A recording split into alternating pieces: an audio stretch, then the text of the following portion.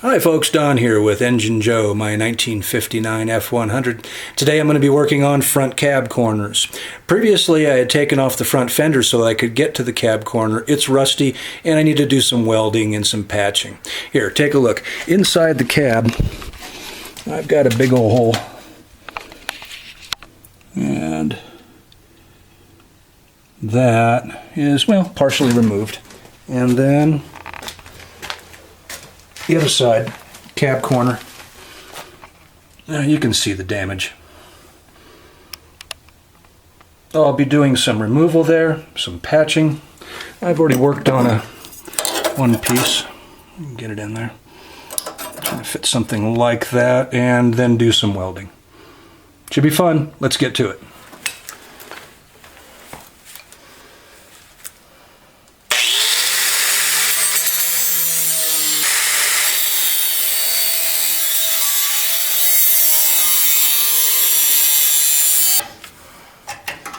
Couldn't quite reach in with the grinder, with the cutting edge, to get down in that last corner without touching the door, and I'm not going to take the door off. So there we go.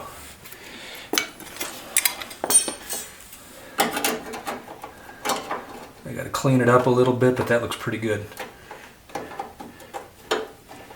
Yeah.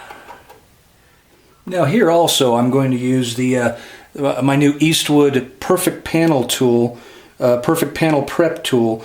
It's supposed to put a nice little 45-degree bevel edge along this edge and this edge, allowing a deeper weld and a better penetration, and it's supposed to minimize warpage. So I'm giving it a try. Now this isn't an outside panel, so it's a good time to kind of test it and see how this little bevel that it puts on the edge works for welding. So when you MIG weld or spot weld on there, it actually has a little bit of a curve to it, allowing the weld to penetrate better and also be a more even weld, one where you don't have a high surface on it.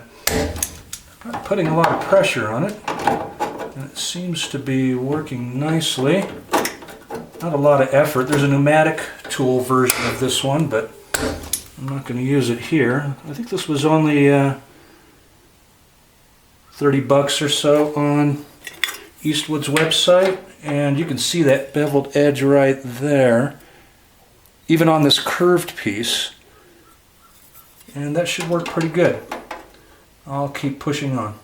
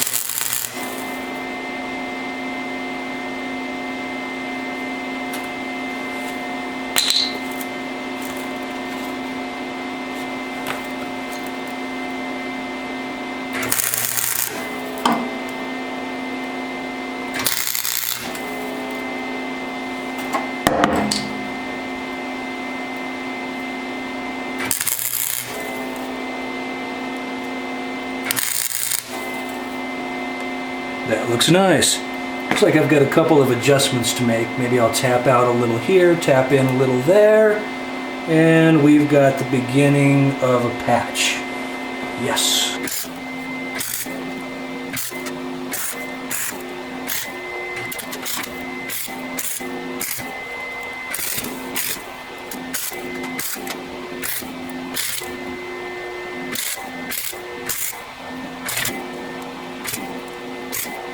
Sloppy welds with these flux core welders. I've got a Zenny 130 MIG. Nice little welder with 4 settings on it. I'm actually not that good at welding either, as you can see, so time for some grinding. It's nice and solid. I'll just go ahead and smooth it down.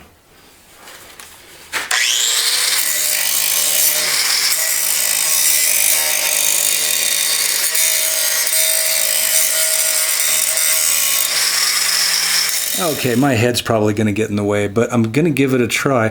This is the patch that's going to go in just below the lower hinge on the passenger side step. So let's give it a shot.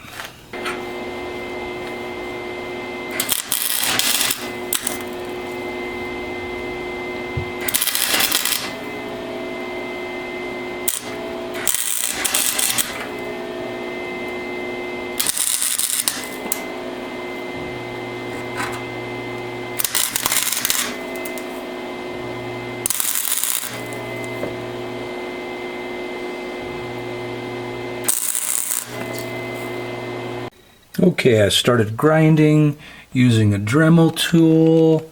Yeah, it looks pretty good. It's a start. Man, those edges are shiny. I'll have to do some more detail on it, but it's getting there. Okay, next is the bottom plate.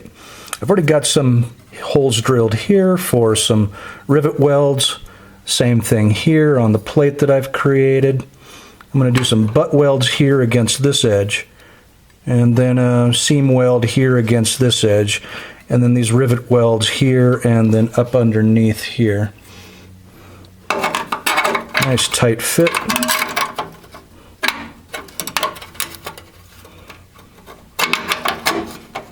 And that's going to work pretty good. Welding is next. Now to form the steel, I've been using 18 gauge mild steel, and you can see here I've been using various tools to curve it and put edges on it, like here.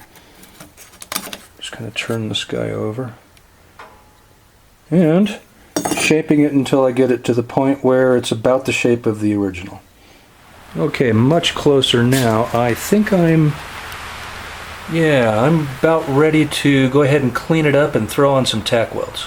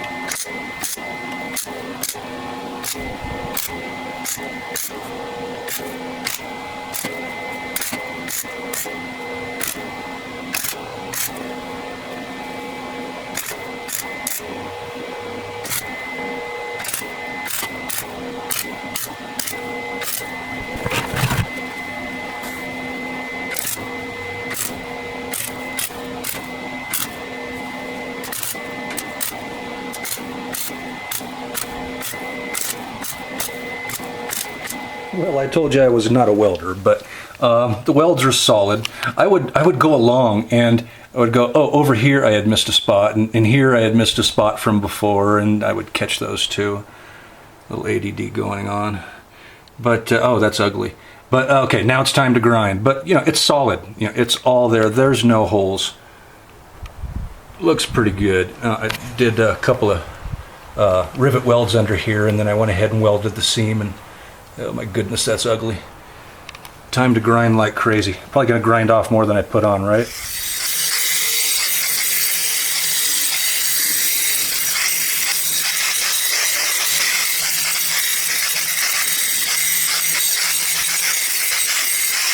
That's it, ground down. Looks good, looks solid. I did end up removing more than I put on there. Well, what can you do? It's solid. I'm going to go ahead and take a Dremel tool to that little inside corner there just to clean it up a little bit. Here's the other side. That looks good too. I left a gap here and here, just below the cab brace, because the way I see it, manufacturer, this is the original cab brace on this side. The other one was rotted out and I replaced it. I could show that later.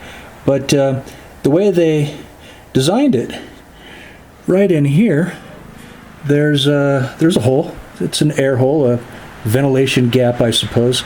And you know from the tire moving up water into that gap there, water's bound to drain down in there. I mean, the Ford designers made it that way. And so then where does the water go? Well, certainly mud, water, debris would come out of there. There's a little perspective. And drain down, but some of it's going to go inside as well. So then where does it go? I went ahead and left a hole here. There's a hole here. I left it. I thought that hole would be used for drainage. When I threw some rust reformer in there as a primer and a rust remover, I don't know if you can see that, and then hit the hole inside before I put that last piece on. I hit the hole inside with the undercoating. I saw some black paint undercoating running out of this hole, and I thought that's perfect. Okay, so then where does the water go? When it comes out of that cab brace and goes downhill, it goes inside this front cab corner. So then it must come out somewhere. I've seen some jobs where they've completely sealed it up, but to me there needs to be a gap. There needs to be a spot where the water can actually get out. Otherwise, I think it promotes more rust over time and causes the cab corner to corrode that much faster. Just a thought. Okay, so next is going to be the Rust-Oleum reformer as a primer, and then, well, maybe a little bit of grinding here with the Dremel tool, and then some undercoating. But that's it. Thanks for watching. I know I learned some things. I hope you did too.